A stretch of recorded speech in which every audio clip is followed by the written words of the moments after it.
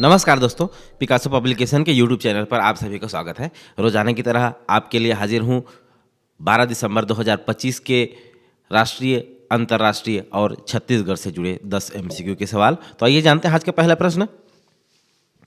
हाल ही में छत्तीसगढ़ कैबिनेट द्वारा लिए गए निर्णय के अनुसार आत्मसमर्पण करने वाले माओवादियों के खिलाफ आपराधिक मामलों को वापस लेने की प्रक्रिया को किस नीति के तहत मंजूरी दी गई है?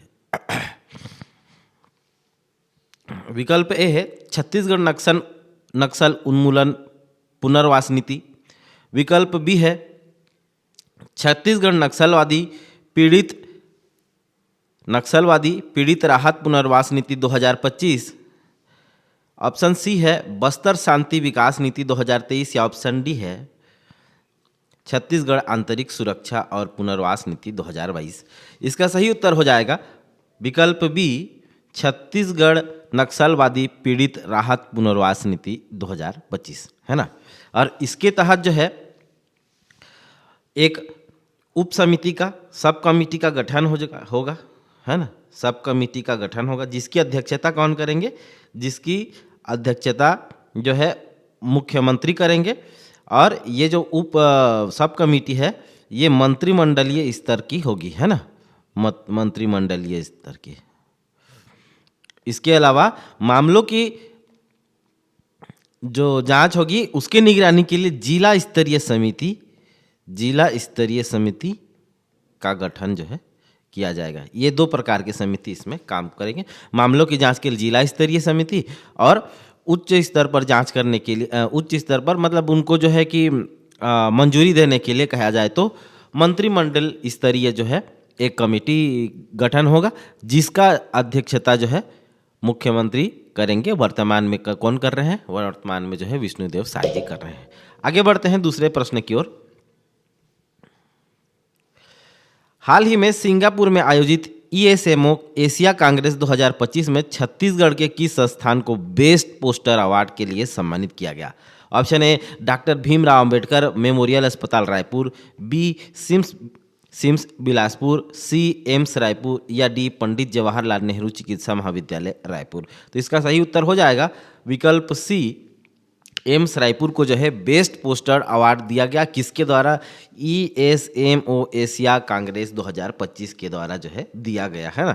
एम्स के किसको दिया गया? ऑन्कोलॉजी विभाग के डॉक्टर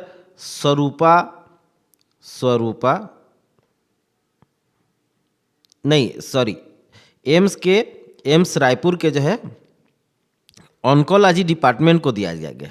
ऑन्कोलॉजी डिपार्टमेंट को दिया गया, है ना। ऑन्कोलॉजी डिपार्टमेंट को शोध किसने प्रस्तुत किया? डॉक्टर स्वरूपा माधुरी राठ ने शोध प्रस्तुत किया। मार्गदर्शक कौन थे? मार्गदर्शक थे HOD सिद्धार्थ नंदा। शोध का उद्देश्य क्या है ये जान लेते हैं। तो ओरल कैविटी कैंसर के मरीजों में रेडिएशन थेरेपी के दौरान होने वाले छाले, दर्द, निगलने में कठिनाई अर्थात म्यूकोसाइटिस को लो लेवल लेजर थेरेपी से कम करना। लो लेवल लेजर थेरेपी से कम करना।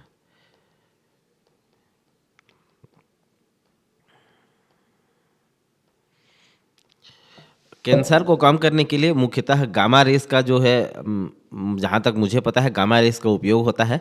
तो इससे कि बहुत ही ज़्यादा दर्द से गुजरना पड़ता है। जो कैंसर में एक्स्ट्रा जो सेल्स बन जाते हैं उनकी वजह से जो कैंसर होता है तो उनको ख़त्म करने के लिए रेस का उपयोग किया जाता है। और वो जो जब प्रक्रिया से गुजरते हैं, है ना, जैसे कीमोथेरेपी आपने सुना होगा, कीमोथेरेपी इसको कहते हैं। और ये जब रेस शरीर से गुजरती हैं तो अत्यधिक पीड़ा होती है ना। तो इस दर्द को कम करने के लिए खासकर कहाँ के दर्द को कम करने के लिए शोध किया गया? ओरल कैविटी के कैंसर को लेजर से गुजारने पर होने वाले दर्द को कम करने के लिए ये शोध प्रस्तुत किया गया। किसके द्वारा? डॉक्टर स्वरूप माधुरी राठ के द्वारा, है ना। इसीलिए इनको पुरस्कार मिला है बेस्ट पोस्टर अवार्ड का। आगे बढ़ते हैं तीसरे प्रश्न की ओर। हाल ही में छत्तीसगढ़ में चर्चा में रहा रक्षक पाठ्यक्रम किस विषय से संबंधित है? अब रक्षक की बात आती है तो लगभग ये साइबर सुरक्षा जैसे लगता है, महिलाओं के लिए रक्षा के लिए हो सकता है, ऐसा लगता है। या सी की बात करें तो आदिवासी संस्कृति संरक्षण के लिए लगता है, लेकिन इसका सही उत्तर जो हो जाएगा डी हो जाएगा, जो कि है बाल अधिकार संरक्षण, है ना। रक्षक पाठ्यक्रम जो है बाल अधिकार संरक्षण से संबंधित है ना। और ये जो है देश का पहला राज्य होगा जो बाल अधिकार संरक्षण से रिलेटेड जो है पाठ्यक्रम या करिकुलम लाने की पहल जो है जिसने की है ना। इस हेतु जो है 6 यूनिवर्सिटीज से MOU memorandum of understanding sign किया गया है। किसके द्वारा? छत्तीसगढ़ सरकार के द्वारा, है ना। और ये रक्षक पाठ्यक्रम क्या है? तो ये जो है बाल अधिकार संरक्षण पर आधारित 1 वर्षीय डिप्लोमा है, 1 वर्षीय डिप्लोमा है, ठीक है। उद्देश्य इसका क्या है? युवाओं को बाल कानूनों, विभागीय योजनाओं और बाल सुरक्षा का विशेषज्ञ बनाना इस कोर्स का जो है उद्देश्य होने वाला है। तो ये अपने आप में देश में लागू किया जाने वाला पहला पाठ्यक्रम होगा, पहला करिकुलम होगा। तो ये आपके लिए इम्पोर्टेंट रखता है, परीक्षा के लिए बहुत ज़्यादा मायने रखता है, तो इसको आप ज़रूर पढ़ें। आगे बढ़ते हैं चौथे प्रश्न की ओर। भारतीय नौसेना द्वारा कमीशन किए जाने वाले पहले स्वदेशी डाइविंग सपोर्ट क्राफ्ट का नाम क्या है? Option A INS Vikrant, B DSC A20 diving support craft DSC का मतलब, ऑप्शन सी DSC A25 या ऑप्शन डी INS अरिहंत। सही उत्तर हो जाएगा इसका option B DSC diving support craft A20, है ना। ये पहला जो है स्वदेशी है और क्या है कि खुद से द्वारा बनाया गया है। किस पहल के तहत? ये मेक इन इंडिया और आत्मनिर्भर भारत के तहत जो है ये बनाया गया है इंडिजीनियसली। शामिल कब होगा? 16 दिसंबर 2025 को होगा। निर्माण किसने किया है? निर्माण किया है TRSL Titagarh rail system limited Kolkata ने। क्षमता कितनी है इसकी? विस्थापन क्षमता 390 टन, है ना। इसका उपयोग जो है गहरे पानी में गोताखोरी सहायता, पानी के भीतर निरीक्षण बचाव अभियान और तटीय क्षेत्रों में जो है तैनाती के लिए होगा। आगे बढ़ते हैं 5वें प्रश्न की ओर।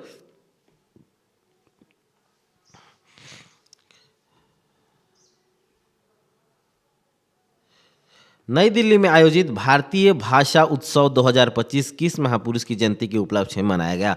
Option A Rabindranath Tagore, B महाकवि सुब्रमण्यम भारती, सी रामधारी सिंह या डी मैथिली शरण गुप्त। इसका सही उत्तर हो जाएगा ऑप्शन बी महाकवि सुब्रमण्यम भारती, है ना। इनके जयंती के अवसर पर भारतीय भाषा उत्सव 2025 का आयोजन किया गया। तो आइए जानते हैं इससे संबंधित कुछ और तथ्यों को। इसका उद्देश्य है भारत की भाषाई विविधता का जो है जश्न मनाना, भाषाई विविधता का जो है विविधता का जश्न मनाना, जश्न मनाना। और भाषा से संबंधित कहना चाहिए, हाल ही में छत्तीसगढ़ सरकार चाहती है कि छत्तीसगढ़ी भाषा को 8वीं अनुसूची में शामिल कर दिया जाए। और उससे शामिल करने का फायदा ये होता है कि जो विभिन्न प्रकार के सम्मान जैसे सरस्वती सम्मान वगैरह हो गए, तो ये सब जो है सरस्वती सम्मान हो गया, ज्ञानपीठ पुरस्कार हो गया है, 8वीं अनुसूची में 22 भाषाओं को ही दिया जाता है ना। तो एक अलग रिकॉग्निशन मिलता है उस क्षेत्र का यदि वो भाषा 8वीं अनुसूची में शामिल हो जाती है तो, है ना। और इसके लिए अब इसके बारे में थोड़ा सा और तथ्य जानते हैं। थीम कौन सी थी? आयोजन की theme many language one emotion, है ना, इसकी थीम रही थी। और आदिवाणी ऐप का जो है लाइव प्रदर्शन किया गया। ये ऐप क्या है? आदिवाणी ऐप, याद रखिएगा, आदिवाणी ऐप। ये ऐप जो एक प्रकार का बीच में कहना चाहिए कि मीडिएटर है, जो कि जनजातीय भाषाओं का हिंदी या अंग्रेजी में तुरंत ट्रांसलेट करता है, रियल टाइम ट्रांसलेशन जो है करता है। आगे बढ़ते हैं 6वें प्रश्न की ओर। हाल ही में राष्ट्रीय आधुनिक कला संग्रहालय national gallery for modern art में घी का ए जर्नी टू इंडिया प्रदर्शनी का उद्घाटन किया गया। यह प्रदर्शनी किस कलाकार के कार्यों पर आधारित है? ऑप्शन ए निकोला कांट के कार्यों पर आधारित है, बी लियोनार्डो के कार्यों पर आधारित है, सी निकोस घिका, या डी इनमें से कोई नहीं। सही उत्तर हो जाएगा निकोस घिका के कार्यों पर जो है आधारित है ना। निकोस घिका कौन थे? निकोस घिका एक यूनानी यात्री थे जो कि भारत आए थे और उन्होंने कई सारे पेंटिंग्स बनाए भारत को देखते हुए, है ना, यहाँ के परिप्रेक्ष्य को देखते हुए कई सारे पेंटिंग्स बनाए। तो उनका प्रदर्शनी जो है कहाँ किया गया है? एनजीए में, national gallery of modern arts में किया गया है ना। और इसका उद्देश्य क्या है? भारत और ग्रीस के बीच जो है सांस्कृतिक इतिहास को मजबूत करना है। ग्रीस अर्थात यूनान के सांस्कृतिक इतिहास को जो है मजबूत करना है ना। आगे बढ़ते हैं 7वें प्रश्न की ओर। मेजर लीग सॉकर अर्थात फुटबॉल और लियोनेल मेसी के बीच के संबंध में निम्नलिखित कथनों पर विचार कीजिए। कथन पहला है, लियोनेल मेसी को लगातार दूसरी बार MLS का सबसे मूल्यवान खिलाड़ी चुना गया है।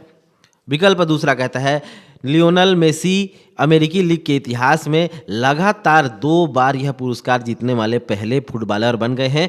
निम्नलिखित में से कौन सा से कथन सही है बताइए। तो उपरोक्त दोनों कथन सही हो जाएंगे। ये सबसे मूल्यवान खिलाड़ी के रूप में चुना गया है किसमें का? MLS मेजर लीग सॉकर के सबसे मूल्यवान खिलाड़ी कौन है पूछेगा आपसे परीक्षा में, तो लियोनेल मेसी है ना। और इसके अलावा ये अमेरिकी लीग के इतिहास में लगातार 2 बार पुरस्कार जीतने वाले पहले फुटबॉलर हैं, है ना। इसके अलावा कुछ और तथ्यों को जाने तो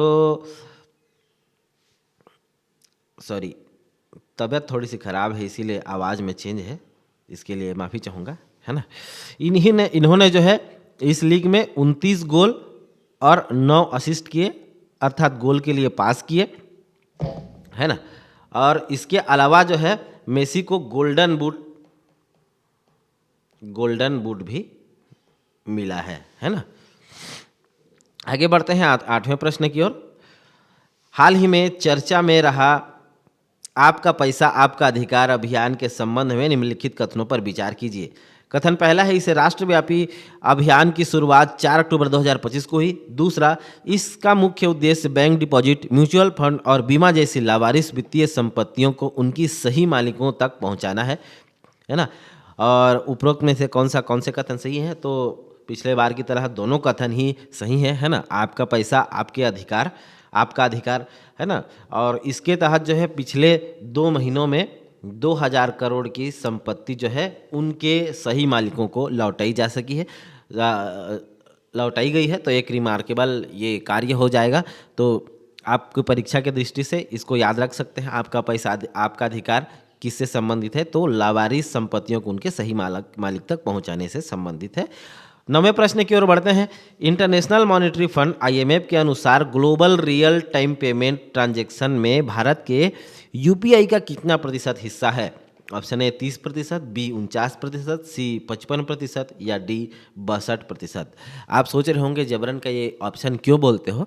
तो मैं इसलिए बोलता हूँ ताकि यदि आप कभी बिना वीडियो देखे केवल ऑडियो सुनना चाहें तो भी आप इस क्लास की पढ़ाई कर सकते हैं। इसीलिए मैं ऑप्शन को भी बोलता हूँ, है ना। अर्थात ऑडियो फॉर्म में भी आप इसको पढ़ सकते हैं और वीडियो फॉर्म में भी पढ़ सकते हैं। आगे चल के मैं इसको केवल ऑडियो पे लाने का भी कोशिश करूंगा, दोनों फॉर्मेट में लाने का कोशिश करूंगा। इसका सही उत्तर हो जाएगा 49% जो है UPI का हिस्सा है किसमें? Global real time payment transaction में, है ना। UPI का 49% हिस्सा है, जो कि बहुत बड़ा मतलब क्या कहना चाहिए कि बहुत अच्छी बात है कि UPI का इतना ज़्यादा हिस्सा है। हम प्लास्टिक मनी की ओर निरंतर अग्रसर हैं। और इससे फ़ायदा क्या है प्लास्टिक मनी से? प्लास्टिक मनी से फ़ायदा ये है कि नकली नोटों की समस्या जो है बहुत हद तक दूर हो जाती है ना। आइए जानते हैं IMF के बारे में। IMF जो है इसकी स्थापना जुलाई 1944 में ब्रेटन वुड सम्मेलन में हुआ था। ब्रेटन वुड ट्विंस के नाम से 2 संस्थाओं को जाना जाता है, IMF और वर्ल्ड बैंक, है ना। IMF और वर्ल्ड बैंक में 2 अंतर यही है कि वर्ल्ड बैंक जो है लोन देती है निर्माण कार्यों के लिए और IMF जो है डूबती संस्थाओं को संस्था या देश को जो है लोन देने का कार्य करते हैं। सदस्य देश इसके कितने हैं? 190। हेडक्वार्टर कहाँ है? वाशिंगटन डीसी में है इसका हेडक्वार्टर। वर्तमान प्रमुख कौन है? क्रिस्टलिना जॉर्जीवा हैं। और आईएमएफ की करेंसी यूनिट क्या है? आईएमएफ की करेंसी यूनिट है SDR, स्पेशल ड्राइंग राइट, है ना। और आईएमएफ एक रिपोर्ट प्रकाशित करती है, आईएमएफ रिपोर्ट प्रकाशित करती है जिसका नाम क्या है? वर्ल्ड इकोनॉमिक आउटलुक इसका नाम है ना। कौन सी पत्रिका प्रकाशित करती है? World economic outlook. इतना याद रखिएगा। आगे बढ़ते हैं 10वें प्रश्न की ओर। हाल ही में किस देश ने 16 वर्ष से कम उम्र के बच्चों के लिए सोशल मीडिया के उपयोग पर पूर्ण प्रतिबंध लागू किया है? Option A Denmark, B Malaysia, C Sweden या डी ऑस्ट्रेलिया। तो इसका सही उत्तर हो जाएगा ऑस्ट्रेलिया ने जो है 16 वर्ष से कम उम्र के बच्चों के लिए सोशल मीडिया के उपयोग पर पूर्णतः प्रतिबंध लगा दिया है, फुल बैन कर दिया है।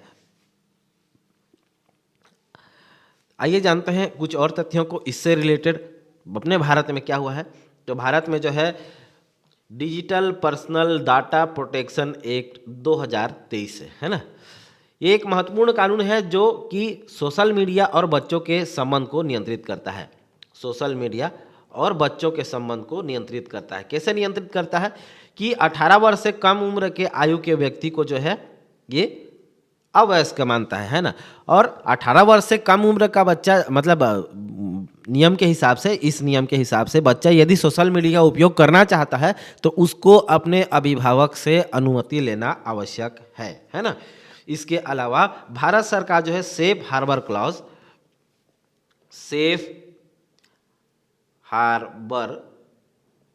क्लॉज जो कि आईटी एक्ट की धारा 79 है में बदलाव कर रही है ताकि सोशल मीडिया कंपनी जो है बच्चों के प्रति होने वाले अपराधों के लिए सीधे जिम्मेदार हो, है ना। अभी क्या है, सोशल मीडिया अपना पल्ला झाड़ लेती है। भाई चाकू मैंने दे दिया है, चाकू से सामने वाला सब्जी काटे या किसी का गला काटे तो इसमें चाकू की क्या गलती। इसी प्रकार से सोशल मीडिया अपना पल्ला झाड़ लेता है। लेकिन यदि सेफ हार्बर क्लॉज में चेंज हो गया आईटी एक्ट की धारा 79 में, तो इसके लिए जो जिम्मेदार हो जाएगी वो सोशल मीडिया ही हो जाएगी।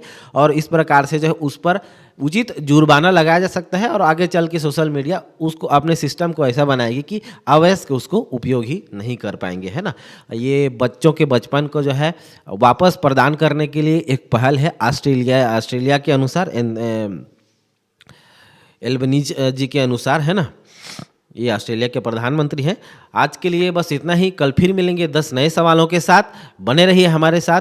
इसका फ्री पीडीएफ प्राप्त करने के लिए ज्वाइन कर सकते हैं Telegram channel Picasso publication Bilaspur. और शॉर्ट्स के लिए, है ना, ये इसको शॉर्ट्स फॉर्म में भी मैं लेकर आऊँगा रात में, तो उसके लिए विजिट करें YouTube channel Picasso GS research. Thank you for listening me. This is Sanjay Patel signing off.